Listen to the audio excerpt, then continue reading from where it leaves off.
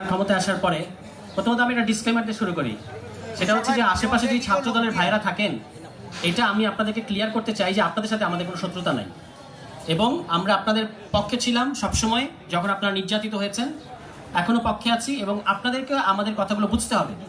আপনাদের কাজ না নেতাদের পেছনে গাড়ির নেতারা গাড়ি নিয়ে যাবে, আপনারা গাড়ির পেছনে পেছনে দৌড়াবেন। এটা দেখতে আমাদের হৃদয় ফেটে যায় যে আমাদের ছাত্রদেরকে এভাবে ব্যবহার করা হচ্ছে।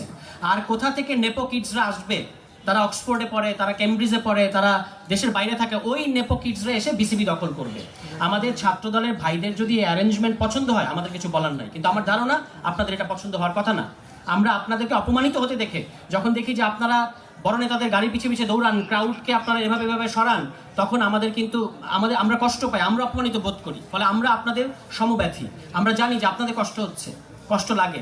বিএনপির এই যে সরকার গঠনের পর থেকে সংসদে যে ড্রামা চলছে, আমাদের এই অঞ্চলের একজন প্রথিতযশা রাজনীতিবিদ শেরে বাংলাকে ফজলুল হক একবার পার্লামেন্টে দাঁড়িয়ে বলেছিলেন যে কনস্টিটিউশনাল ড্রামা।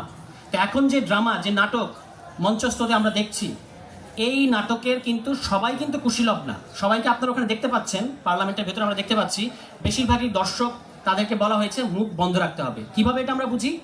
এই যে যারা মেম্বার অফ পার্লামেন্ট হয়েছেন বিএনপির, তাদের সাথে অন্তত অর্ধশত মানে মেম্বার অফ পার্লামেন্টকে তো আমরা ব্যক্তিগতভাবে চিনি। এর মধ্যে এই সিজনে এই যে ড্রামাটা চলছে, এই সিজনে বিভিন্ন ঘরোয়া বৈঠক বলে আবার এমপিদের উপর খড়গস্ত আসবে না। বিএনপি নীতি নির্ধারকদের বলছি, তাদের সাথে আমাদের কোনো ষড়যন্ত্র হয় না। ওই টক শো কিংবা নানা জায়গায় দেখা হয়, ওই বিজ্ঞাপন বিরতিতে কিংবা অন্যান্য জায়গায়, তখন তারা আমাদেরকে বলছেন যে আমাদের কলিজা ফেটে যাচ্ছে, আমরা কিছু বলতে পারছি না। কারা বলছেন এই কথা? বিএনপির এমপিরা বলছেন। এবং আপনারা দেখেছেন যে একজন সাহস করে মুখ খুলেছেন, তিনি হচ্ছেন নওশাদ জামিল। তিনি একটা লম্বা ফিরিস্তি দিয়ে বলেছেন যে এগুলো ঠিক হচ্ছে না। মানবাধিকার কমিশন, কি দুর্ভাগ্য এবং কি ভয়ঙ্কর আইরনি যে এই সংসদে বিএনপির অলমোস্ট সমস্ত এমপি বিগত আওয়ামী লীগ আমলের মানবাধিকার লঙ্ঘনের শিকার। এমনকি এখানে ইলিয়াস আলীর স্ত্রী আছেন, যিনি এখন মাননীয় সংসদ সদস্য, তিনি বলেছেন আমার ইলিয়াস আলী কোথায়, এই কথাটা বলেছেন। আমাদের কিন্তু বুক ফেটে গেছে, আমাদেরকে এটা ছুঁয়ে গেছে তার এই প্রশ্ন। তিনি এই সংসদে উপস্থিত, হুম্মাম কাদের এই সংসদে উপস্থিত, যিনি নিজে গুমের শিকার, এবং আরো গুমের শিকার ফ্যামিলির মেম্বাররা এই সংসদে উপস্থিত। সেই সংসদকে আমাদের বলতে হচ্ছে যে আপনাদেরকে গুম অধ্যাদেশ বাস্তবায়ন করতে হবে। What an irony, what a tragedy বাংলাদেশের জন্য। যে এবং শুধু এইটা ট্র্যাজেডি না, ট্র্যাজেডি হচ্ছে আরো এই যে আমাদের এই ইলিয়াস আলীর স্ত্রী মাননীয় সংসদ সদস্যকে আপনারা গুম অধ্যাদেশ বাতিলের পক্ষে নিয়ে যেতে বাধ্য করেছেন। তাকে দলের 70 অনুচ্ছেদের কারণে তাকেও বলতে হয়েছে হ্যাঁ আমিও গুম অধ্যাদেশ বাতিল চাই। অথচ তার হাজবেন্ড এখনো পর্যন্ত নিহত কিনা আমরা জানি না, বলতে পারবো না যে তিনি এখনো নিখোঁজ, তিনি এখনো আসেন নাই। চৌধুরী আলম এখনো আসেন নাই। সেই দল ক্ষমতায়, এখন সেই দল আমাদেরকে যে কথাগুলো বলছে, খুবই একদিকে বিএনপির ইতিহাস পড়ি, আরেকদিকে এই বর্তমান বিএনপিকে দেখি, দুঃস্বপ্নের মতো লাগে। সত্যি কথা বলছি, দুঃস্বপ্নের মতো লাগে যে কোন বিএনপিকে আমরা ইতিহাসে পড়ছি। শহীদ প্রেসিডেন্ট জিয়াউর রহমানের বিএনপি, যিনি বাংলাদেশের একটা ক্রান্তিকালে এসে দায়িত্ব গ্রহণ করেছিলেন এবং বেশ কিছু সাংবিধানিক সংস্কার করেছিলেন, আপনারা জানেন। কিংবা এভাবে বলতে পারি সাংবিধানিক পুনর্গঠন করেছিলেন। সেখানে যেমন ধরেন তার পরিবর্তনের মধ্যে একটা খুব বড় পরিবর্তন ছিল যে ওই ধর্মনিরপেক্ষতাকে বাদ দিয়ে একমাত্র আল্লাহর উপর পূর্ণ আস্থা ও বিশ্বাস যুক্ত করেছেন। তিনি বাঙালি জাতীয়তাবাদের জায়গায় বাংলাদেশি জাতীয়তাবাদ যুক্ত করেছেন। এই পরিবর্তনগুলো তো কোনো সিম্পল সংবিধান সংশোধনীর মধ্যে দিয়ে করা যায় না। এই পরিবর্তনগুলো ওই বিদ্যমান সংবিধানের বেসিক স্ট্রাকচার, যেটা বলে গালভরা একটা নাম, মৌলিক কাঠামো, এটাকে ভায়োলেট করেছিল তখন। বা শহীদ প্রেসিডেন্ট জিয়াউর রহমানের ঐতিহাসিক সীমাবদ্ধতা ছিল এই যে তিনি কোনো এক মাথা মোটা উকিলের বুদ্ধিতে, নিশ্চয়ই এটা এই গ্যাপটা আমি মিলাতে পারি না, তিনি 1978 সালের 17 এপ্রিল দ্বিতীয় সামরিক ফরমানের দ্বাদশ সংশোধনীতে বললেন পরিষ্কারে, this is part of our history. আমি ছাত্রদল এবং বিএনপি নেতাদের বলবো আপনারা আপনাদের ইতিহাস পড়েন।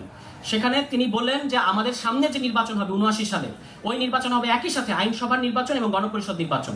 যে কথাটা আমরা এখন বললাম, এই আমাদের সালাউদ্দিন ভাই কমিশনে বলেছেন যে নতুন দেশ না হলে দরকার নাই, নতুন দেশ না হলে একই সাথে গণপরিষদ এবং পার্লামেন্ট লাগে না। তা আশ্চর্য ব্যাপার, আপনি আপনার ইতিহাসটা পড়েন নাই, বিএনপির ইতিহাস পড়েন নাই। তাহলে শহীদ প্রেসিডেন্ট জিয়াউর রহমান এই কথা কেন বলেছিলেন যে আমাদের ওই পার্লামেন্ট এবং গণপরিষদ নির্বাচন একসাথে হবে? এইটা ফরমান তিনি জারি করেছিলেন, কিন্তু দুর্ভাগ্যজনক বিষয় হচ্ছে কেন তিনি এখান থেকে সরে গেলেন, কেন আবার সংসদ নির্বাচনে ঢুকলেন, এটা আমি ঠিক বুঝতে পারি না। এই গ্যাপটা আমি মেলাতে পারি না। তো আমি এটা নিজের কাছে একটা উত্তর দিই যে কোনো এক মাথা মোটা উকিল নিশ্চয়ই বুদ্ধি দিচ্ছেন, যে কোনো এক মওদুদ আহমদ আমার ধারণা, কিংবা এখনকার কোনো এক আইনজীবী। কারণ আইনজীবীরা, আমি ভাই একটা কথা বলি, এখানে আপা আছেন আইনজীবী, সংবিধান নিয়ে আইনজীবীরা যেগুলো বলে এগুলো শোনার পরে আর পরে আমার আগে আদালতে ডাকবে, এগুলো আর বলবো না। মুশকিলটা হচ্ছে তারা এই পরিবর্তনগুলোকে সংশোধনী ভেতর ঢুকিয়েছে এবং পরিণতি কি হয়েছে, এই যে 2010 সালে এসে বাতিল করে দিয়েছে। ওই সেম জায়গায় বিএনপি আবার আমাদের নিতে চায়। আমরা যে পরিবর্তনগুলো নিয়ে কাজ করছি এগুলো সংবিধানের মৌলিক কাঠামোকে পরিবর্তন করে, তারা এটাকে একটা সংশোধনীর মধ্যে ঢুকাতে চায়। তো আমরা এখন একটা মজার জিনিস হয়েছে যে দেখেন আমাদের প্রিয় মঞ্জু ভাইয়ের হাতে কি বিএনপির নির্বাচনী ইশতেহার। এখন বিভিন্ন প্রোগ্রামে যাই, বিশেষত আপনাদের মিডিয়ার, সেদিন যমুনা টেলিভিশনের প্রতিষ্ঠাবার্ষিকীতে গেছি, বিএনপির অনেক নির্দলীয় বিএনপি, নিরপেক্ষ বিএনপি, টকশো হোস্ট বিএনপি, দলীয় পদধারী বিএনপি, নানা ধরনের যে বিএনপি আছে তাদের সাথে আমাদের দেখা হয়েছে। দেখি সবার হাতে জুলাই সনদ। আমি তো অবাক, কি ব্যাপার যে বিএনপি জুলাই সনদ ওই কমিশনে থাকা অবস্থায় প্রত্যেকটা জিনিসের নোট অফ ডিসেন্ট দিয়েছে। আমরা তো এটা রাজসাক্ষী, কোনোদিন যদি আমাদেরকে রাজসাক্ষী বানান আমরা সাক্ষী দেবো যে বিএনপি লন্ডন মিটিং এর আগ পর্যন্ত প্রত্যেকটা গুরুত্বপূর্ণ সাংবিধানিক পরিবর্তনের ব্যাপারে ভেটো দিয়েছে। পরে লন্ডন মিটিং এর পরে যখন ওই যে ট্রফি দিয়ে এসেছি, নিয়ে গেছে এবং আমাদেরকে পরে খেলার ডেট দিয়েছে, বলেছেন না স্থানীয় সরকার প্রতিমন্ত্রী, ওই ঘটনা ঘটার পরে তারা কিছু কিছু মানা শুরু করেছে।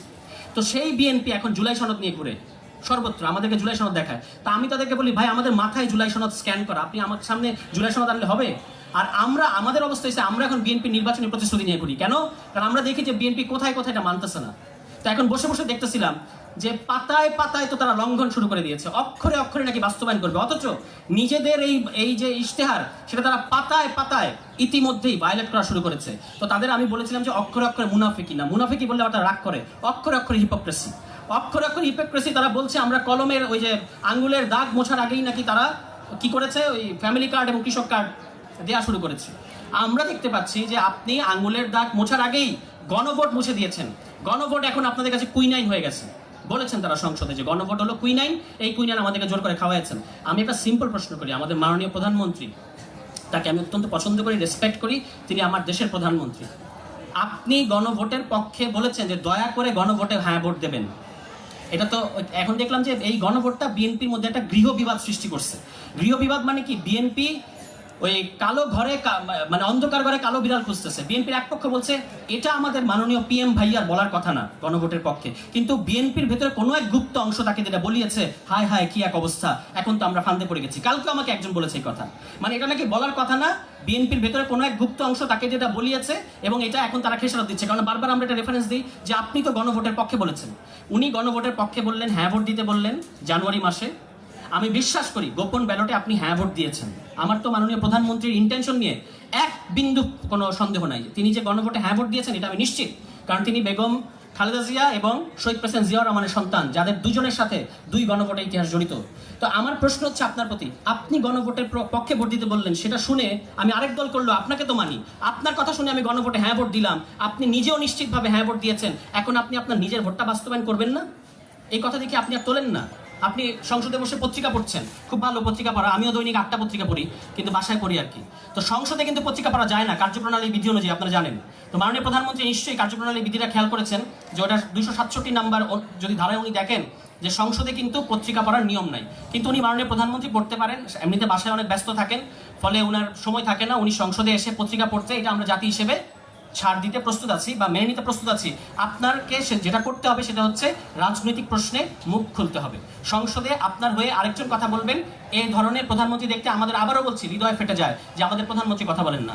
এখন আসেন এই যে বাংলাদেশ ব্যাংক রেজলিউশন অ্যাক্ট নিয়ে অনেক কথা হয়েছে, আপা বলেছেন, ভাই বলেছেন, এই বাংলাদেশ আমরা কিন্তু বিএনপির ওই যে সংসদীয় কমিটির রিপোর্টে তারা কোথায় কি আপত্তি প্রকাশ করেছে সেটা কিন্তু আমরা দেখেছি। বিএনপিকে এটা মনে রাখতে হবে। সেদিন আপনারা দেখেছেন সাংবাদিকরা প্রশ্ন করেছেন সালাউদ্দিন ভাইকে যে আপনাদের ওই সংসদীয় কমিটির রিপোর্টে যেটা আছে, পরে উনি খুলে দেখে আসলে এটা আছে, পরে দ্রুত উনি কথাটা শিফট করে আরেক জায়গায় চলে গেছেন, ওনার এই প্রতিভা আছে। কিন্তু আমরা দেখেছি যে আপনারা বলেছেন যে এই অ্যাক্টটাকে বাতিল করতে হবে, ল্যাপস করে দিতে হবে, এটা আপনারা বলেছেন। পরে এখানে বাদ সেধেছে আসলে ওয়ার্ল্ড ব্যাংক বলেছে যে এই অধ্যাদেশটা বাতিল, যদি ঋণ নিতে চাও, ওই যে ঋণ নিতে 14 সদস্য বিশিষ্ট দল কিন্তু গেছে IMF এ, অর্থমন্ত্রী এবং